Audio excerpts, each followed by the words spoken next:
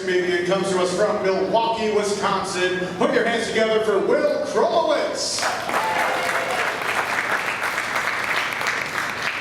This is a great audience, and I've not heard one cell phone go off, and you should be commended for that. I mean, cell phone usage in public is getting out of hand. I was in the restroom at my day job this week. Somebody was talking on his cell phone in the next stall. Finally, I had to say something. I was like, hey, if I have to sit here and listen to your dumb conversation, how in the hell am I supposed to come?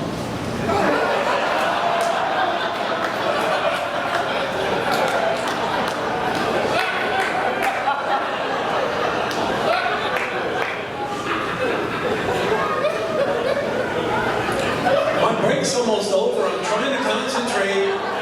Will you please shut the hell up or say something sexy? To which they replied, will you please leave the ladies' room?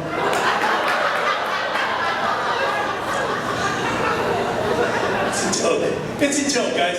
I've been at my day job for 25 years. In 25 years, I got written up one time because I said nice kids to a coworker. Like I said to the boss, that is not sexual harassment because I said it sarcastically. To a male coworker who's wearing a white dress shirt without anything on underneath it. I think I can speak for all of us when I say, don't need to see your dark hairy nipples in the workplace. 25 years I've been there. I have a friend that just celebrated his 25th anniversary. He got a choice between a Rolex watch and a grandfather clock. You know what I got? A fucking donut. Congratulations, have a donut. Not even a bakery donut. A donut from a goddamn grocery store. A sweaty, sticky, freaking donut. It's been terrible, man. I come in one day, we have a new head of our department, and she says, we're going to shake things up. So I come in and my supervisor tells me, we're moving your desk. And I was like, look, I have been there for 25 years. I just wish someone would have talked to me about it first, you know? I feel like a pawn. He's like, come on, you're not a pawn. You're a knight, because we move you 2 up and 1 over. So I'm the father of 2 sons.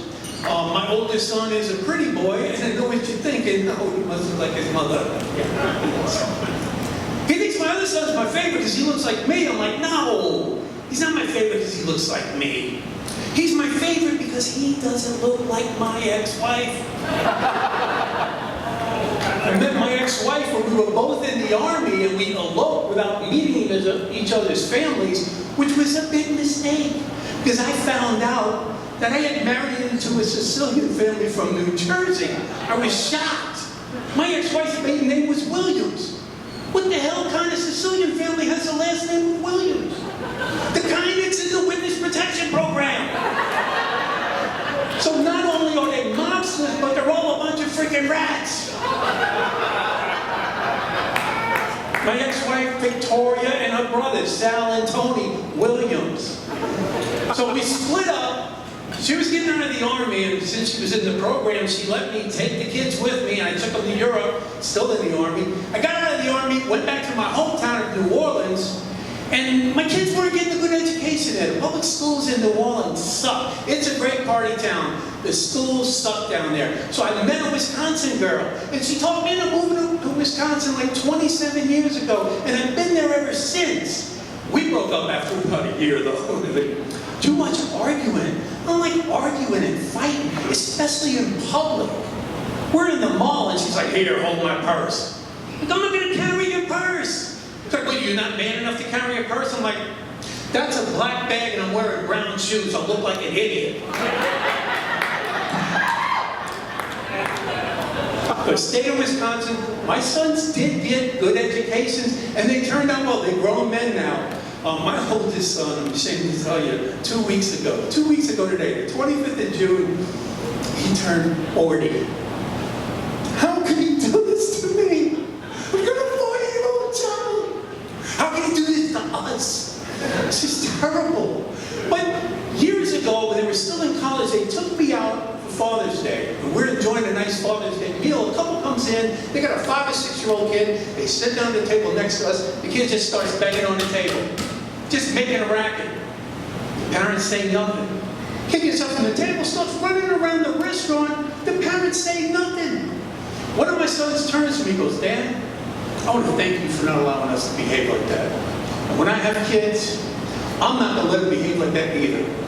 I hope I can be as good a father to my kids as you were to me. I was touched. I thought I was going to get emotional. So you know what I did? I reached out and I gave him a little smack in the head. I said, get your elbows off the damn table, boy. And then I stuck my foot out and I jerked that little bastard as he ran by.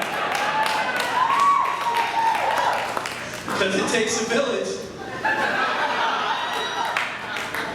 And you know that son, the son that looks like me, had a daughter that looks just like him. My granddaughter looks just like me. She's beautiful. I tell her that all the time, how beautiful she is. My son doesn't like it. He's like, don't tell her she's beautiful. Tell her she's smart. I'm like, yeah, she's not that smart. I mean, she hasn't figured out Santa Claus yet, you know? So, it's funny because I gave her a nice little educational present for Valentine's Day. And I called her up and I said, will you be my Valentine? And she's like, no. I'm like, why not? She goes, you didn't send me any candy. Nana and Papa sent me a box of chocolates. I said, let me tell you something, little girl. That's not your real Papa. That's just some dude who's shacking up with Nana. Shacking up means living in sin, and that makes Jesus cry because in the eyes of God, your Nana's a hoe. In heaven, that's called a Hosanna, and your Nana is Hosanna in the highest. Like, what's that mean, Grampy? That means that Nana and Papa are going to burn in hell forever and ever. Enjoy your chocolates. Happy Valentine's Day. Thank you very much. That's my time. Thank you, guys.